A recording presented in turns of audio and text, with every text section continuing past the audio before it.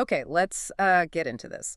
We're talking about a shift in focus, maybe one of the most challenging ones, really. Moving beyond Christ, the Redeemer, to Christ as our example. Exactly. And it's not just abstract. His life, well, it's like a living, breathing moral code. Right. You see it all through his life, don't you?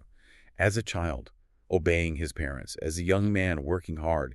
In adulthood, worshiping with everyone else. It sets a very real standard. That's kind of the foundation, but the specific thing we're exploring today, it goes way deeper, doesn't it? Hmm. We're actually called to imitate him, not just in those, daily earthly things, but in the huge, almost unbelievable act of the incarnation itself. Philippians 2 tells us this. Yeah, and that's where the sheer scale of it hits you. The power behind this call comes from who is doing the acting. Who is it? It's God himself. Hmm. When it says Christ Jesus existed in the form of God, that's not like symbolic. Yeah. It's stating his absolute divinity. So possessing everything that defines God, omnipotence, infinite glory, that kind of perfect blessedness. Absolutely. That was his inherent reality, his divine right, if you will. Okay, so starting from that place, the action he took next is just staggering then. It's the ultimate act of, well, humility, this Okay. divine being. He didn't see his equality with God as something to cling to, like a prize. No. No. Instead, the text says he made no account of himself. He emptied himself, took the form of a servant, becoming human, Like one of us. exactly like us. Yeah. And that led to total obedience, right to the very end, even death on a cross, which was shameful, degrading. And the motive behind all that, pure unselfishness, just completely focused outward. That's it. And this gives us something incredibly vital. It shows we have a God capable of immense self-sacrifice, of real love. Yeah, it completely throws out that idea of some distant, cold, philosophical first cause or something. Right. Our hearts naturally long for a God we can actually love and trust, an ethical God. And Christ shows us he is that God. So if that's the divine example, Hmm. what does it demand from us? How are we supposed to live? Well, it calls for a life modeled on that.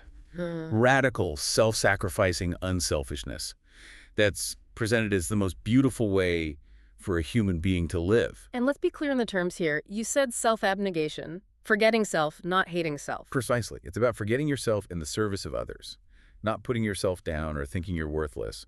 It's self-forgetfulness, not self-depreciation. Okay, because that idea immediately runs counter to so much of what we see around us, doesn't it? Oh, absolutely. The world often pushes arrogance, Mm. self-assertion, always striving to get ahead, climb the ladder. In business, social circles, even institutions sometimes. Right. But Christ's example is the opposite. He didn't focus on his own status or rights, but on the needs of others. So practically, that means there's no limit to the self-sacrifice we might be called to. That seems to be the implication. Look at Christ. He didn't insist on his right to remain equal with God. He let it go. He let it go. So for us, that might mean being ready to surrender our own sense of dignity sometimes, or our possessions, our perceived rights, when serving someone else requires it.